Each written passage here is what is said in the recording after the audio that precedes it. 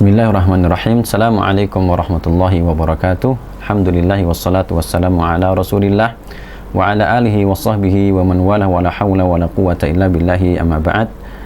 Yang saya hormati Bapak Dr. Oktio Franklin Biantoro MPD selaku dosen pembimbing pada mata kuliah Sistem Evaluasi Pembelajaran PAI.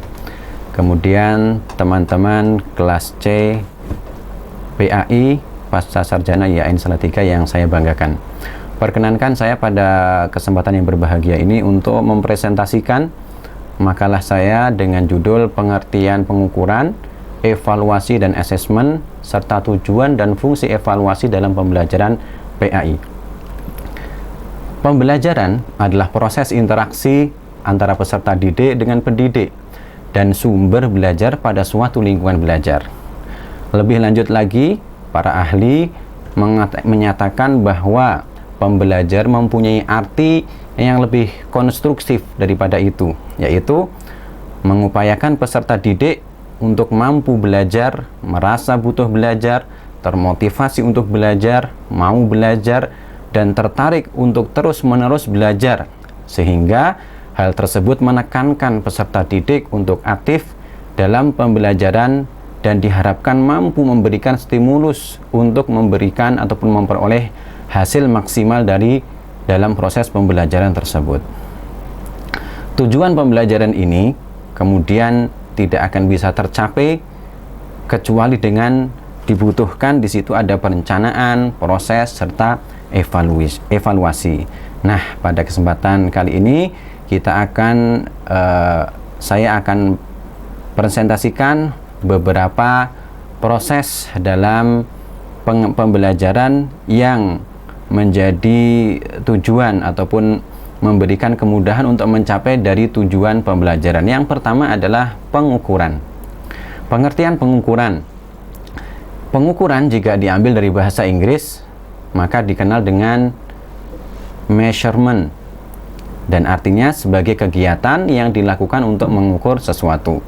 Kemudian para ahli lantas mendefinisikan pengukuran ini dengan definisi diantaranya Abel mengatakan bahwa pengukuran adalah suatu proses pemberian angka kepada anggota individu dari sekumpulan objek atau orang untuk tujuan menunjukkan perbedaan di antara mereka dalam sejauh mana mereka memiliki karakteristik yang diukur. Nah, kemudian ahli yang lain bernama Allen dan Yen menyatakan bahwa pengukuran adalah penetapan angka bagi individu dengan cara sistematis yang mencerminkan sifat atau karakteristik dari individu tersebut. Ya. Namun berbeda lain halnya dengan pengertian ataupun pendapat Chengeluasi yang menyatakan bahwa pengukuran atau measurement adalah suatu proses pengumpulan data melalui pengamatan empiris untuk mengumpulkan informasi yang relevan dengan tujuan yang telah ditentukan. Maka dalam hal ini, guru menaksir prestasi siswa dengan membaca ataupun mengamati apa saja yang dilakukan oleh siswa, mengamati kinerja mereka, mendengarkan apa yang mereka katakan, dan menggunakan indera mereka seperti melihat, mendengar, menyentuh, menyium, dan merasakan. Dengan demikian, dikatakan juga oleh Goldford, pengukuran adalah proses penetapan angka terhadap proses gejala menurut aturan tertentu. Ya, pengukuran dalam kegiatan belajar bisa bersifat kuantitatif maupun kualitatif. Kuantitatif hasilnya berupa angka, sedangkan kualitatif hasilnya misalnya pernyataan sangat baik, cukup baik, kurang, dan sebagaimana, dan seterusnya. Maka dengan demikian, pengukuran dalam bidang pendidikan berarti mengukur atribut.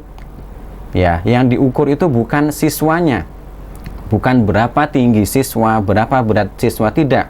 Tetapi yang diukur adalah atribut atau karakteristik peserta didik tertentu. Dalam hal ini, yang diukur bukan peserta didik tersebut, akan tetapi karakteristik ataupun atributnya. Senada dengan itu, pendapat tersebut secara lebih ringkas diutarakan oleh Ari Kunto dan Jabar mengatakan bahwasanya pengertian pengukuran ataupun measurement sebagai kegiatan membandingkan suatu hal dengan suatu satuan ukuran tertentu sehingga sifatnya menjadi kuantitatif. Selanjutnya, yaitu untuk mencapai tujuan pembelajaran, maka juga harus disebutkan dan ditempuh langkah yang namanya assessment. Adapun assessment pengertiannya adalah dikatakan oleh Pofam mendefinisikan assessment dalam konteks pendidikan sebagai sebuah usaha formal untuk menentukan status siswa berkenaan dengan berbagai kepentingan pendidikan. Lebih lanjut lagi dikatakan bahwasanya assessment merupakan aspek esensial dalam peningkatan mutu penyelenggaraan pendidikan. Bahkan keduanya yaitu pendidikan dan assessment tidak bisa dipisahkan. Askov dan David Palacio mengatakan assessment dan pembelajaran adalah terhubung dan tidak bisa dipisahkan antara satu dengan yang lainnya. Ya. Kemudian Griffin dan Nix menyatakan bahwasanya yang dimaksud dengan penilaian ataupun assessment adalah suatu pernyataan berdasarkan sejumlah fakta untuk menjelaskan karakteristik seseorang ataupun sesuatu. Pengertian penilaian berhubungan erat dengan setiap bagian dari kegiatan belajar mengajar.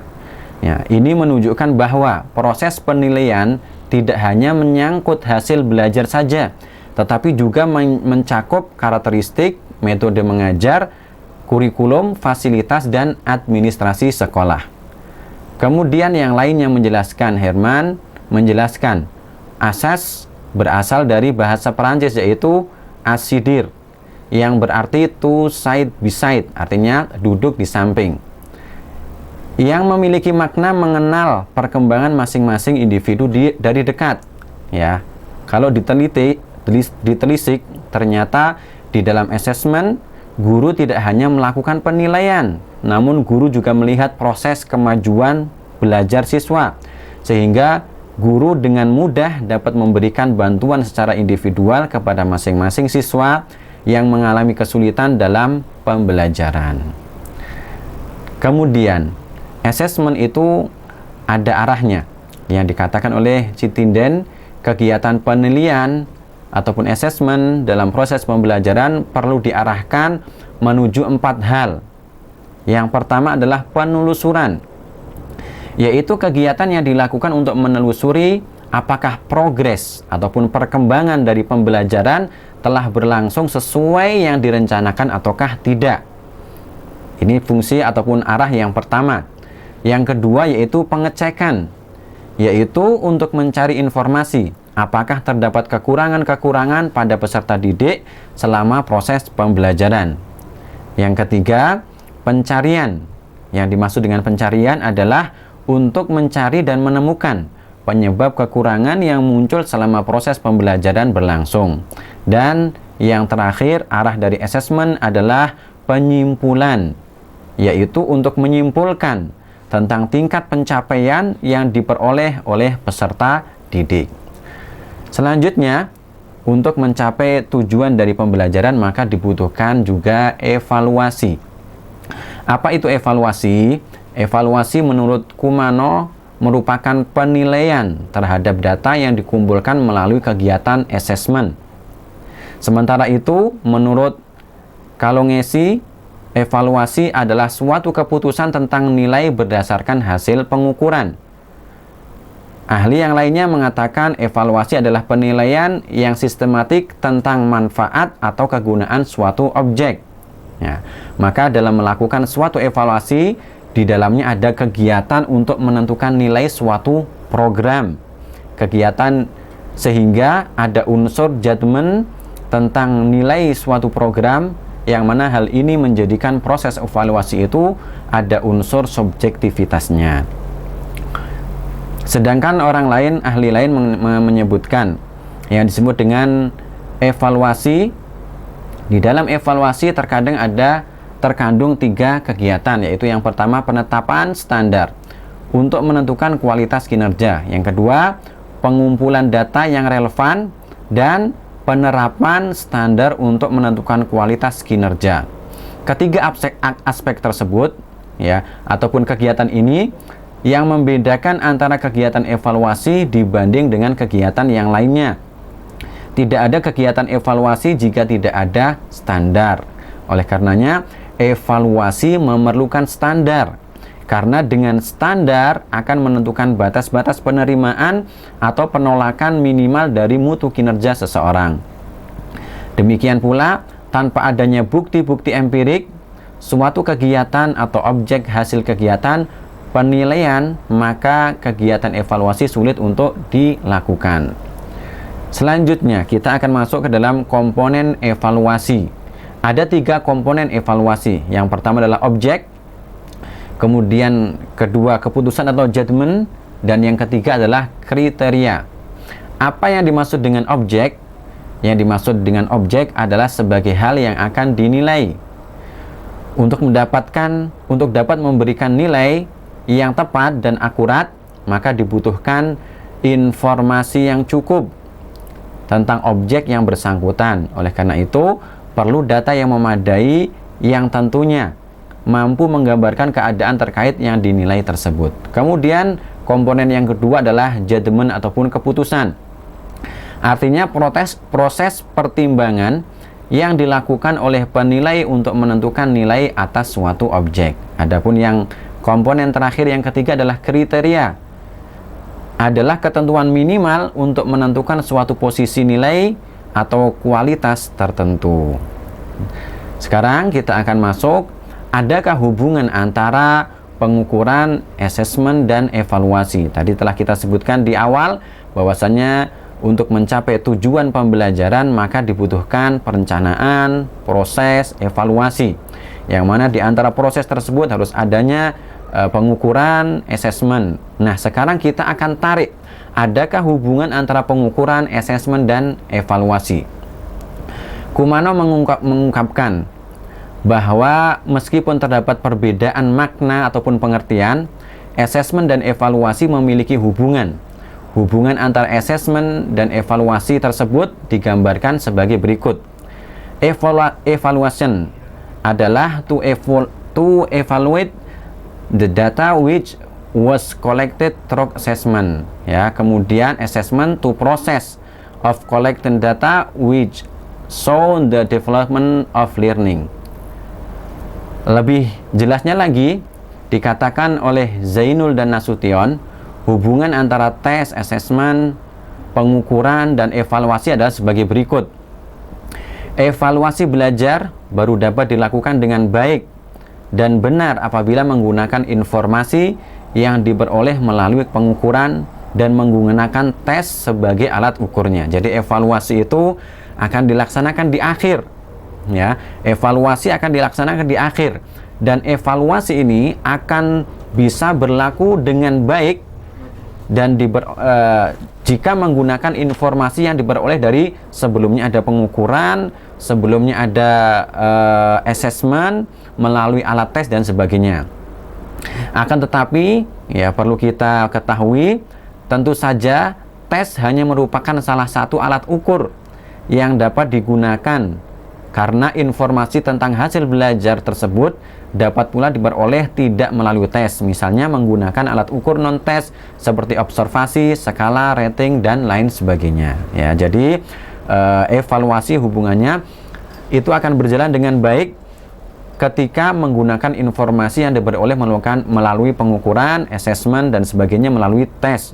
Namun bukan salah satu ataupun tes bukan satu-satunya alat untuk bisa mengetahui hasil sesuatu. Secara umum dapat dikatakan bahwa pengukuran adalah proses pemberian angka pada sesuatu ataupun seseorang berdasarkan aturan-aturan tertentu. Hasilnya hanyalah angka-angka ataupun skor. Pengukuran tidak membuahkan nilai atau baik buruknya sesuatu, tetapi hasil pengukuran dapat dipakai untuk membuat penilaian ataupun evaluasi.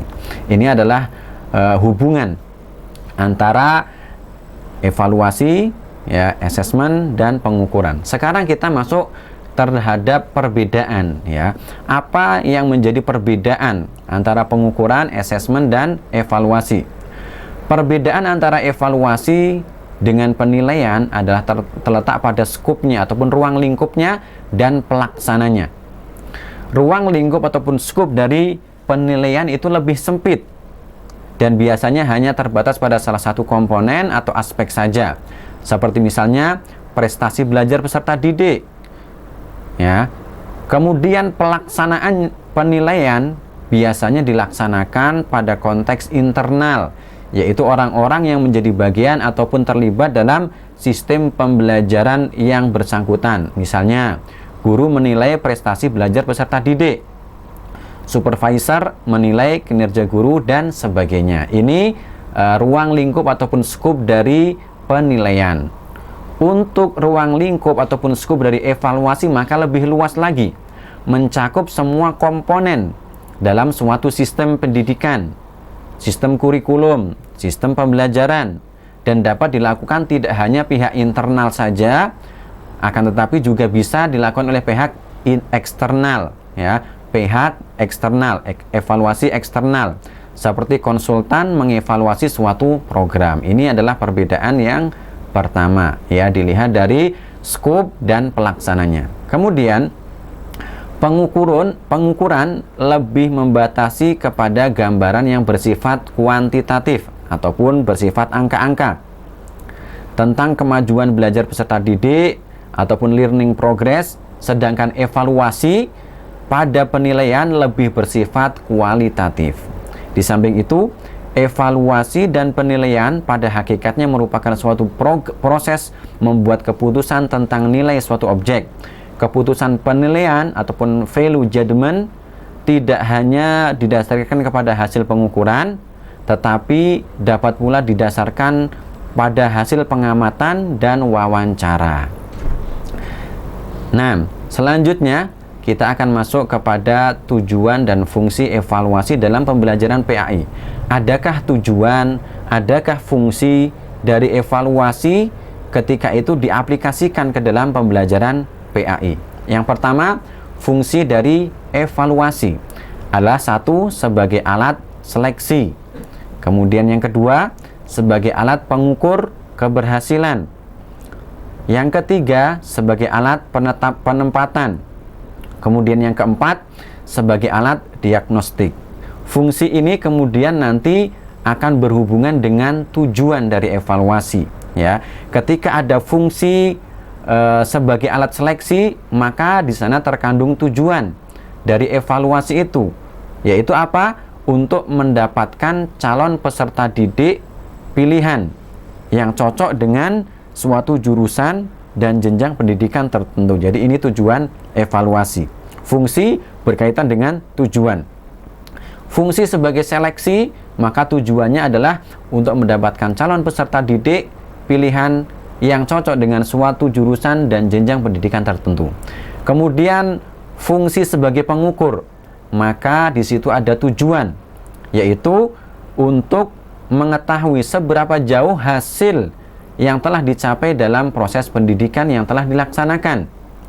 Adapun selanjutnya, fungsi evaluasi sebagai alat penempatan ataupun replacement, maka evaluasi bertujuan untuk menentukan pendidikan lanjutan peserta didik agar sesuai dengan minat, bakat, dan kemampuannya.